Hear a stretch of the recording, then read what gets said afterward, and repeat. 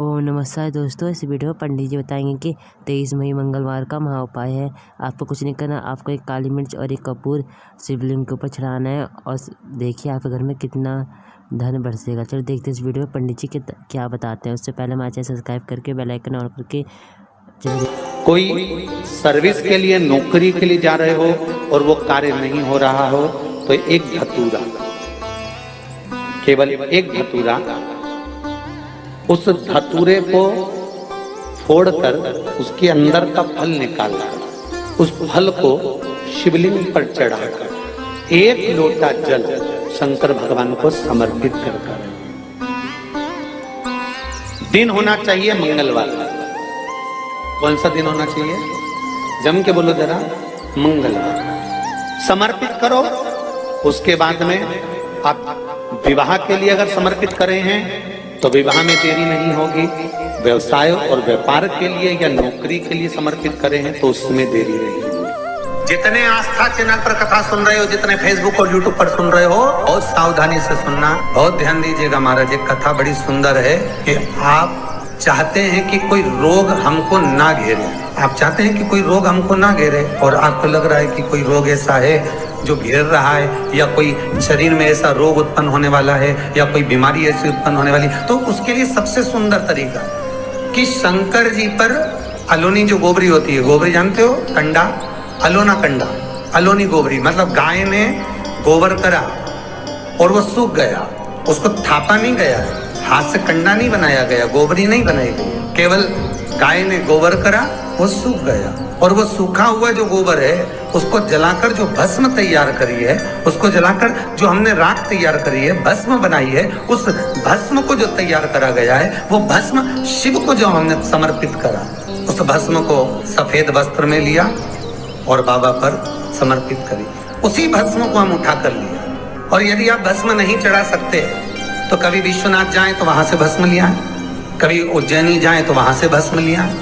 उस भस्म को हम यदि अपनी नाभि से वक्ष स्थल के मध्य में त्रिपुंड लगा लेते हैं, जीवन में अगर आप मात्र एक महीने में एक बार भी त्रिपुंड अपने वक्ष स्थल के नजदीक में नाभि से ऊपर अगर लगा लेते हैं महाराज, तो ऐसा कोई बड़ा रोग आपकी जिंदगी में प्रवेश कर ही नहीं सकता। इस शरीर के अंदर, इस शरीर के अंदर भस्म में जो सुख है, भस्म का जो आनंद है, भस्म का जो रसतत्व है, उसको यदि एक छोटा सा प्रैक्टिकल आप करके देखेंगे तो बाबा कुबेर भंडारी वैसे ही भंडार भर देगा।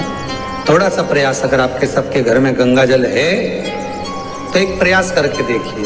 कोई कार्य के लिए आप जा रहे हैं और वो कार्य अटक रहा है, नहीं हो रहा, बहुत प्रयास कर लिया, बहुत दिन से लगे हुए कि ये काम होना ही चाहिए, ये काम बहुत जरूरी और होना ही चाहिए, नहीं हो रहा। एक कटोरी में गंगा का जल निकाल लीजिए और कटोरी में गंगा का जल निकाल कर तुम्हारे घर में एक सिक्का पड़ा हो, 1 रुपया, 2 रुपया, 5 रुपया, कोई सा भी एक सिक्का पड़ा हो, जो भी सिक्का पड़ा हो, कुंदकेश्वर महादेव का नाम लेकर, जहाँ परिंडा होता है, पानी का मटका होता है, पितरों का स्थान होता है, हंडा भरते हो, मटका भरते हो, उसके पास में उस कटोरी को रखकर 1 का सिक्का, 2 का सिक्का, 5 का सिक्का, 10 का सिक्का, जो तुम्हारे पास सिक्का पड़ा हो, जो भी तुम्हारे पास पड़ा हो, वो सिक्के को हथेली में लेकर कुंदकेश्वर महादेव का नाम लेकर उस कटोरी में डाल दीजिए और उस जल को नैनों से लगाकर आप काम के लिए निकल जाइए। वो काम आपका सफल होकर ही रहेगा, छूट नहीं सकता।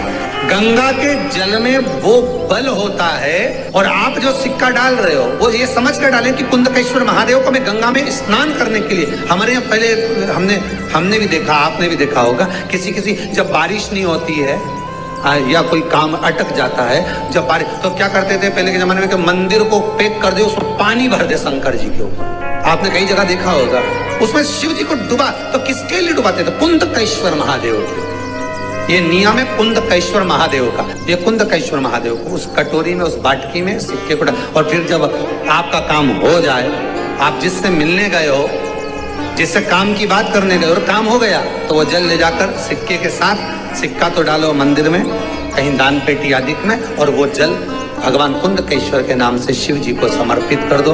बाबा से विनती करो, बहुत बहुत साधुवाद है बाबा, आपने मेरी लाज रख ली, तेरी कृपा बनी रहे, बस ये सुख मिलता है। उसको धन्यवाद दो बाबा, बार बार। हम तो रोज कहते, रोज प्रतिदिन उठो और उठते सी धन्यवाद दे दो, धन्यवाद, उठते सी कहो। शिव को प्रिय है पुष्प में आंख का पुष्प, जो आंकड़े का पुष्प होता है शंकर को बड़ा प्रिय है। दूसरे नंबर पर शंकर को प्रिय है शमी का पुष्प, बहुत ध्यान देना महाराज। तीसरे नंबर पर शंकर को प्रिय है महाराज सरसों का पुष्प। सरसों होती है ना, जो राई अपन बोते हैं, सरसों बोते हैं, उसमें पीले कलर का जो पुष्प लगता है। हमारा तो निवेदन रहता है जब तक सरसों आए तो प्रयास करा करो कि सरसों के 108 पुष्प शंकर भगवान पर चढ़ाना प्रारंभ कर दो। महाराज ये पक्का है कि वर्ष भर कोई बड़ी बीमारी आपको घेर नहीं सकती अगर सरसों के फूल शिव को चढ़ रहे हैं तो। और प्रयास करना कि सरसों का जो पुष्प होता है, सरसों का जो फूल होता है महाराज, अगर कोई व्यक्ति को किडनी या लीवर से जुड़ी हुई कोई तकलीफ होती है या किसी व्यक्ति का एक्सीडेंट हो गया होता है और उसका कोई अंग रह गया हो, कोई शरीर का कोई भाग रह गया और वो काम नहीं कर रहा हो, जैसे किसी के पांव रह जाते हैं एक्सीडेंट के बाद, किसी का हाथ रह जाता है या कोई अंग काम नहीं कर रहा हो, वहां ब्लड पहुंच नहीं रहा हो, वो जगह एकदम सुन्न हो गई हो, खाली पड़ गई हो, तो उसके लिए शिव महापुराण की कथा कहती है कि सरसों के पुष्प 11 शंकर जी के राइट भाग में, जहां शिव जी के गण दरवाजे के द्वारपाल मणिभद्र जिस जगह पर निवास करते हैं, कौन निवास करते हैं? मणिभद्र। शंकर जी के दरवाजे के द्वारपाल है मणिभद्र जी, तो मणिभद्र दरवाजे के द्वारपाल में राइट भाग में मणिभद्र जी विराजते। मतलब राइट भाग कौन सा हुआ? जब आप मंदिर से बाहर निकलेंगे तो राइट भाग, मंदिर में प्रवेश करेंगे जब राइट नहीं होना चाहिए, आप मंदिर से जब जाएं तो राइट भाग। मतलब आप मंदिर से राइट से जाएंगे तो शंकर जी का भी राइट हो जाएगा, क्योंकि शिव जी ऐसे बैठे हैं तो शंकर जी का भी राइट हो गया, देवता उनका भी राइट हो गया, तो राइट भाग सीधा हाथ मणिभद्र जी का स्थान। 11 सरसों के पुष्प मणिभद्र के उस द्वार पर आप रख दीजिए और मणिभद्र के द्वार पर रखकर अंदर जाकर 108 वापिस जब आप बाहर निकल रहे हैं, ये पुष्प आप रखने के बाद एक बार बाहर जाएंगे, फिर वापिस आएंगे मणिभद्र के रखने के बाद, और अंदर जाकर 108 सरसों के पुष्प शंकर को समर्पित करेंगे महाराज। उस सरसों के पुष्प जो शिव जी को आप समर्पित कर रहे हैं उसको वापिस लेकर आएंगे, श्री शिवाय नमस्तुभ्यम बोलकर उस सरसों के पुष्प को महाराज सरसों के तेल की बोतल में उसको डाल लीजिए। शंकर भगवान को शाम के समय प्रदोष काल में उस तेल को वापस ले जाकर चढ़ा दीजिए शिव जी को, उसको वापस लेकर आ जाइए। उस तेल का प्रयोग आप नाभि में डालिए और जो शरीर काम नहीं कर रहा उस स्थान पर कम से कम 15 दिन 20 दिन तक उसकी मालिश करना प्रारंभ करिए। बाबा चाहेगा तो चलाने का प्रयास कर देगा और वो अंग वो शरीर काम करने लगेगा।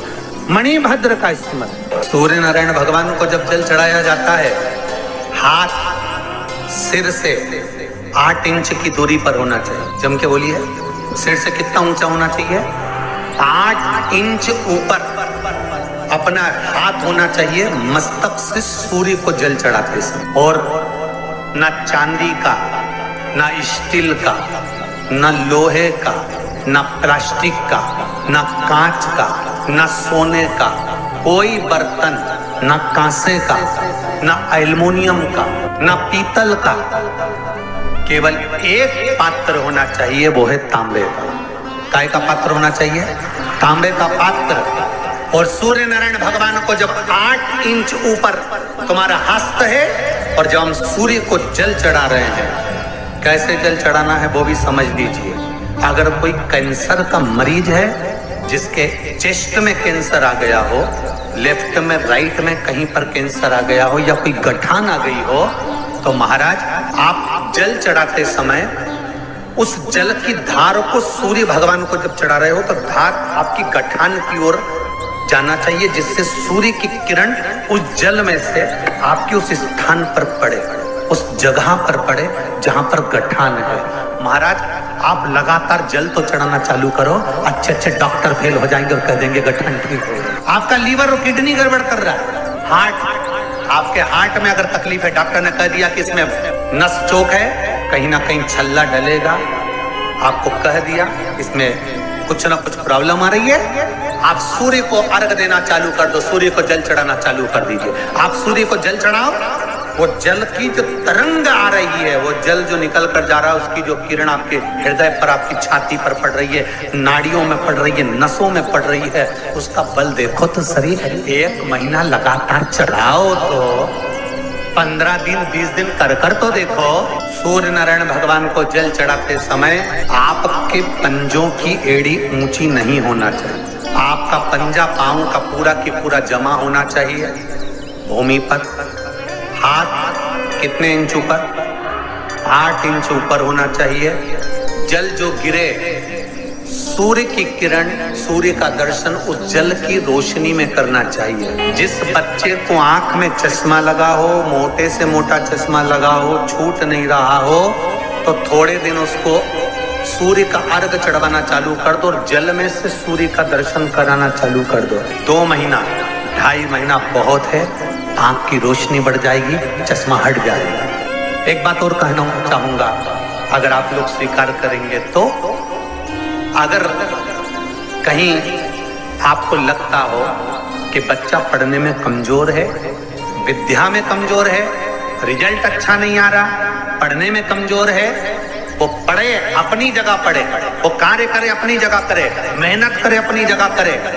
बच्चों को कह दो कि कुछ समय के लिए सूर्य को अर्घ देना चालू कर। सूर्य की किरण जहां पर ब्राह्मण या हिंदू धर्म का व्यक्ति मस्तक पर तिलक लगाता है, भुकुटियों के बीच में उस सूर्य की किरण इस भुकुटी के बीच पड़ना चाहिए, परंतु पानी कम से कम ना करते हुए स्लो मोशन में धीरे धीरे गिरना चाहिए। दोस्तों, आपको हमारी वीडियो कैसी लगी? वीडियो अच्छी लगी तो हमारे चैनल सब्सक्राइब करें और कमेंट में हर महादेव अवश्य लिखें।